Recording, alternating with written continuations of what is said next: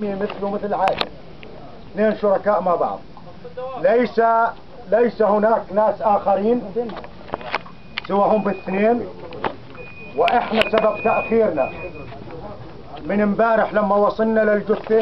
احنا حطينا ايدنا على القضية الساعة 2 الصبح اول امبارح، مسكنا طرف الخيط وظلينا نتابع فيه لما وصلنا للنتيجة. وسبب التأخير لبين ما ثبتنا القضية من جميع جوانبها القانونية. أنا بهمني دم المغدور ما يروح حدر من ناحية قانونية، بكرة يأخذ عقوبة أقل من الإعدام، 2 وليس 1. وإحنا ثبتنا القضية على أساس إنه بإذن الله وبنزاهة قضاءنا العادل إلا 2 يأخذوا عقوبة الإعدام إذا الله راد. وهذا اللي صار.